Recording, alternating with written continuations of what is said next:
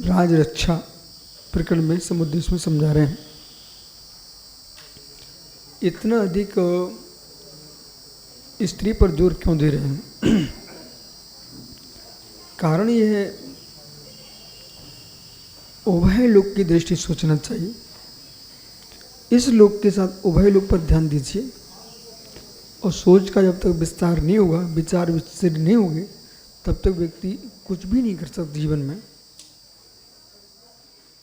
बहुत सारे ऐसे काम हैं जो वर्तमान में तुम्हारे लिए आवश्यक नहीं है, लेकिन भविष्य की दृष्टि से आवश्यक हो जाते हैं। और वर्तमान का भविष्य नहीं, भविष्य का भविष्य, भविष्य का भविष्य। तुम मुनि क्यों बने हो? वर्तमान में तुमको कोई आवश्यकता नहीं है। क्यों? सब सुविधाएं तुम्हारे पास हैं। मुनि बनने की क्या आवश्यकता थी? अब भविष्य का विचार कर रहा है। मैं कर्म मन से बचूं, मुझे मोक्ष की प्राप्ति हो, इंद्रिय सुख को जान के छोड़ अतीन्द्रिय सुख की प्राप्ति के लिए आप ऐसा विचार कर रहे हो, इसलिए आप मुनि बने हो। पर अतीन्द्रिय सुख का आपको निर्णय हो जाना चाहिए।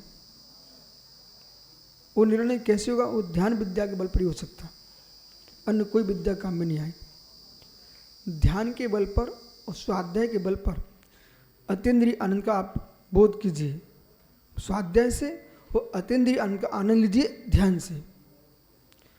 जब अतीन्द्रिय आनंद का आनंद लेने लग जाएंगे आप, तो आपको अनुभव में ये आएगा, जब मैं सब कार्यों से मुक्त होकर के त्रियोग को संभाल करके अवस्थित हुआ हूँ, तो सहज आनंद की ओर जा रहा हूँ, तो कर्म शून्य आत्मा, अभी कर्म शून्य आत्मा का विचार करने पर इतना आनंद है, तो पूर्ण कर्म शून्य होने पर कितना आनंद होगा? ये भविष्य का विचार चल रहा है। ऐसे ही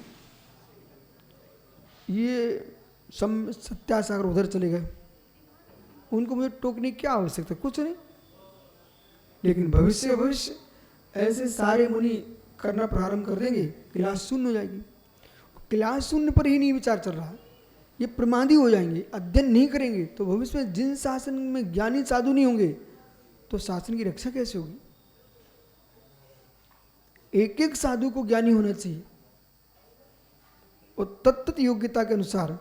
जैसे आपको मालूम है, प्रतिवर्ष अधिकारियों का, शिक्षकों का, कर्मचारियों का परिवर्तन होता है, स्थानांतरित होते हैं। स्थानांतरित किया जाता है, हिंदी नहीं जानते आप लोग? स्थानांतरित किया जाता है। अब उनको क्षेत्र दिए जाते हैं, स्थानांतरित किया जाता है, हिंदी नहीं जानते आप लोग? स्थानांतरित किया जाता है। अब उनको क्षेत्र दिए जाते हैं, पद बढ़ाए जाते हैं, ठीक है, योग्यता पर वेतन भी बढ़ता है, ये सब छोड़ दीजिए, स्थानांतरित किया जाता है। अब किसको कौन सा स्थान देना है, इस शासन को पता रहता है कि जहाँ अब लोग ज़्यादा सीधे साधे हैं, मैं सामान्य अधिकारी भेज दिया, ठीक है। ज़्यादा कठोर लोग हैं, अब भिंड ग्वालियर के लिए कोई एसपी, डीएसपी, कलेक्टर बन के आए, तो उसको स्वयं सोचना पड़ता है एक बार, मैं कैसे वहाँ जाऊँ, तो फिर उतनी अंदर दम भर के आना पड़ता है। समझ रहे कि नहीं आप? तो शासन भी तद्रूप लोगों को भेजता है। समझ रहे कि आप? अब चलिए, शिक्षा की पद्धति देखिए भाई, किस प्रकार के लोग रहते हैं, छात्रों की योग्यताएं कितनी हैं, उस प्रकार के फिर वहाँ टीचर लगाया, अध्यापक, शिक्षक। और जहाँ अधिक लोग पढ़े लिखे हैं, समर्थता संपन्न हैं और श्री संपन्न है, उनके माता पिता पढ़े लिखे, तो छात्रों की योग्यता कैसी होगी? तो अब वैसे छात्र, विद्यालयों में अलग अलग प्रकार के विद्यालय हैं कि नहीं, ठीक है। ऐसे गुरुजन वे समझ लेते हैं कौन से महाराज कहाँ चौमा से लायक हैं, कहाँ भेजना चाहिए, उन क्षेत्रों में भेज देते हैं। अब कई बार अयोग्य लोग बहुत योग्य क्षेत्र में पहुँच जाए, वहाँ फिर वो पास हो जाता है। समझिए कि नहीं? तो देश की विभिन्न स्थान ऐसे हैं। तो ये कब होगा? तुम्हारी शिक्षा पर सबको निर्भर है। देश की संपूर्ण उन्नति ऐसे पर्यूषण में ब्रह्मचारियों को भेजते हैं, तो हमें पता रहता है कि इनको कहाँ भेजना चाहिए, समझ कि नहीं। अब जैसे रवि है, कहाँ है, अभी स्वयं भी अपने स्थान पर जाना, अपने से दूसरों को भरना चाहे तो फिर उसको मना कर देता हूँ मैं।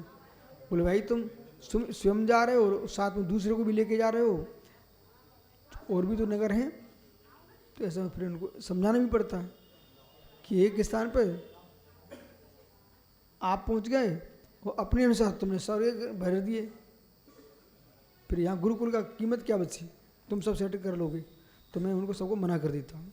ठीक है, तो माना कि तुम्हारा हमने चातुर्मास तुम्हें दे दिया, अब तुम चातुर्मास की सेटिंग करा उत्तर सार की, मैं मना कर दूंगा। बोले भाई हम अपने हिसाब से भेज लेंगे, तुम ज़्यादा टेंशन मत लो, क्यों तुम चारों तरफ लड्डू खाना चाह रहे हो, उससे संघ की व्यवस्था भंग हो जाएगी। हम कहाँ भेजना चाहते हैं, समझिए कि नहीं। तो ये सारी व्यवस्थाओं का ध्यान रखना चाहिए। और भैया में और पिता में बहुत अंतर रहता है। पिता 5 के बारे में सोचेगा और भाई एक जिस पर राग है उसी के बारे में सोचेगा। अब यहाँ रहस्य कि ये पे स्त्री की पे आज्ञा कर रहे हैं, तो आपको क्या दिख रहा है, सुनिए। तत्काल में वासना के लिए मात्र शादी नहीं करना चाहिए। वासना काल दीर्घ नहीं है, वासना एक उम्र तक चलती है और प्रीति भी एक उम्र तक ही रहती है। तुम्हें जिस आदमी को बार बार देखो तो क्या अब चलो दूसरा आदमी देखते हैं, तो ये जो शब्द है ना दूसरा आदमी देखते हैं, यही स्त्रियों को पुरुषों को व्यभिचारी बनाता है। एक एक शब्द समझ हूँ, ये शब्द स्त्री पुरुषों को व्यभिचारी बनाता है। तुम जो है दूसरा चेहरा देखना चाहते हो, अब तुम बहुत दिन हो गए तुम्हें पत्नी के साथ है, तुम दूसरे पत्नी को चुनोगे और नहीं मिलेगी तो पर स्त्री का ग्रहण करोगे, तो वहाँ तुम व्यभिचारी बन गए। ऐसी स्त्रियों ने सोच लिया अब इस आदमी को देखते कितने दिन हो गए हैं, छुप करके व्यभिचार करें, या फिर विदेशों में छूट दे दी गई भैया तुम जितने दिन उतने ही रहो, बाकी तुम कहीं भी चले जाओ। तो भारत में बहुपति पत्नियां होती थी, पर विदेशों में तो बहुपति भी होते हैं। ठीक है, अब देखिए विषय समझो, भविष्य देखिए, भविष्य। अब इनने क्या किया कि तुम्हारी स्त्री है, वो स्त्री धर्मात्मा है, सुख देने वाली है, यहां तक कहीं नहीं सोचना। सुख देने वाली है इतनी नहीं सोचना, संतान देने वाली है कि नहीं ये भी सोचना पड़ेगा। फिर संतान देने वाली तो है, वो जन्म दे भी रही है, संतान को संस्कार कौन से दे रही है। अब तुम विजाति विवाह करके आ गए, अब जिस घर की कन्या है वो अपने बच्चे को वही सिखाना चाहती है, उसी मंदिर भेजना चाहती है, तुम्हारी संस्कृति तो समाप्त हो गई पीयूष, नाश। अब 2 भाई आते हैं रांची के, ठीक है, भी सब माँ जैन है तो उसने जैन संस्कार डाल दिए, तो यहाँ तुमको तो अच्छा लगेगा कि नहीं लगेगा, भाई उसने जैन संस्कार डाल दिए, पर उसके दादा के पक्ष से मिलो, वे तो रो रहे हैं। बोले क्यों रो रहे हैं, बोले बहू ने तो हमारा पूरा घर ही बदल दिया, बोले हमारा धर्म नष्ट हो गया। वो तो यही बोलेंगे ना, ये पक्ष आपको भी समझना पड़ेगा। इनसे पूछ लो महात्मा जी से, हमारी कुछ ऐसी समाजें हैं जिनमें वैदिक और जैन दोनों पद चलते हैं, समझ रहे कि नहीं आप। तो वहाँ जिसका प्रभुत्व शक्ति दिख रही, संतान उधर ढल जाती है, फिर तुम्हारी अरबों खरबों की संपत्ति उस पक्ष में चली जाएगी। बड़ौद में माँ चातुर्मास इस बल पे हुआ था बेटा, पूरे ट्रस्ट आके बगल में बैठे रो रहे थे, बोले महाराज जी मत जाओ आप लोग, बच्चे तो कहीं घूमेंगे ही ना घूमेंगे, आदमी को हर दिन तो कोई ना कोई बड़ौद की युवा मिलती है, समाज में अंतर आता है कि नहीं चातुर्मास का।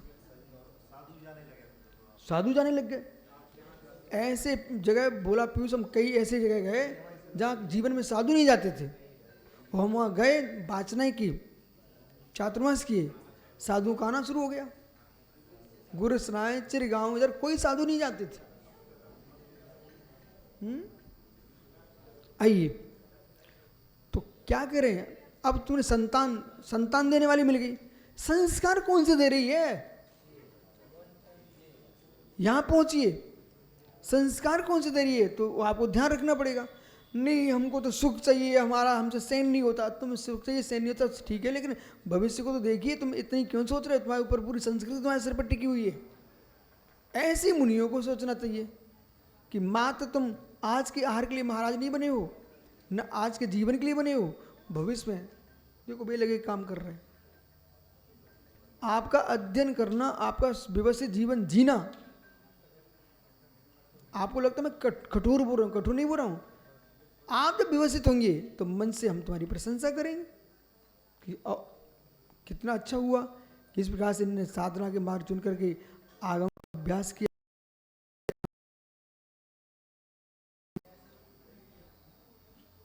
क्या हुआ? वो उनके हृदय बोल रहा था बेटा, हृदय, वो गुरुजी का हृदय बोल रहा था। इसलिए सुना, भविष्य भविष्य भविष्य।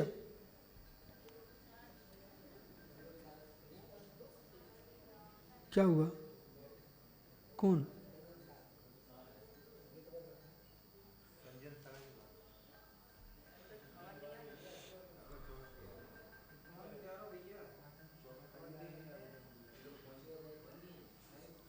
पीयूष, रवि, देखो।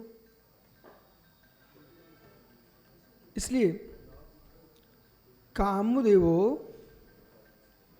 संग स्थापी स्त्री पुरुषा न मोह लज्जा भयम स्त्रीणाम रक्षणम किंतु पर पुरुष दर्शनम संभोग सर्व साधन तो अच्छा।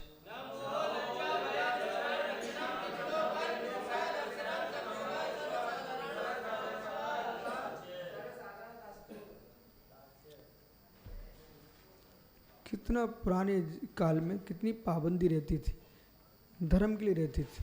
रहस्य को लोग समझते नहीं है। आज खुली छूट है बेटी, तुम पढ़ो कॉलेज में, कुमारी धर्म तो समाप्त, कुमार धर्म समाप्त। 30-35 साल में तुम शादी कर रहे हो, ये कुमार बने बैठे क्या? इसलिए जब हर व्यक्ति साधु नहीं बन सकता है तो समय सीमा पे शादी करना चाहिए। ये लंबे समय खींचने के बाद जो शादियाँ हो रही हैं, इससे समाज में विकृति आ रही है, संतान भी कम हो रही है, क्षमताएं समाप्त हो जाती हैं, स्त्री पुरुषों में रोग बढ़ रहे हैं, क्योंकि एक नियतता नहीं है, इसलिए रोग बढ़ रहे हैं। उसके साथ साथ जब संतान नहीं होती फिर तुम दूसरे कृत्रिम रूप से गर्भ धारण कराते हो, वो किसका शुक्र, किसका रज, किसका वीर? भले बेटा तुम्हारे नाम से चलता रहे, पर संतति वो कोई तीसरे की होगी। आजकल कोख भी किराए पे मिलने लगी हैं, समझ रहे कि नहीं आप? ये सब प्रवृत्तियां संस्कृति के विघातक हैं। ये सब बातें नीति वाक्य में लिखी, देख लो। न मोह लज्जा भयम स्त्री नाम, न उनके मोह रहता है, न लज्जा है, न भय, किंतु पर पुरुषा दर्शनम, पर पुरुष का दर्शन, संभोग, सब सारणत्य है। काम सुख, पर पुरुष का देखना सब साधारण घूंघट पड़ा रहता था। न कोई पुरुष देख सकता तुमको, न आप किसी का चेहरा देखो, ठीक है? अब भाई तुम्हारे लिए सब बराबर है, सर्विस भी आपको करना है, आपको सारे काम करना है, और तुम कोई साधु संत बोल देना तो उनके ऊपर तुम केस लगवा दोगे। समझाए ना कि भाई ये संस्कृति को गंभीरता में देखो, तो ठीक है। देखने चेहरा देखने माँ से, जब खट्टी अम्मियाँ दूसरा खाए तुम्हारे दांत खट्टे होते हैं, होते कि नहीं होते? ईंट को पत्थर पे ऐसे करो, घिसो, तो किसके साथ है? देखो दांत। ऐसे ही पुरुष और नारी को देखकर उनके दांत किसके साथ लगते हैं, सब स्वाद बदल जाता है जीवन का। इसलिए आचार्य भगवान कह रहे हैं कि लज्जा और भय जो डरने वाली नहीं है, न लज्जा, न स्नेह, न भय, सब समाप्त हो जाता है। ईर्षाहीन भी हो जाए, पतिव्रता भी हो जाए, फिर भी इसने लज्जा और डर रखने वाली नहीं होती है। इसलिए नारी को संभाल के रखना चाहिए और नारियों के साथ संभल के रहना चाहिए। संसार संपूर्ण सुख प्रदान करने वाली, कोई बाहर की बात मत के बताना।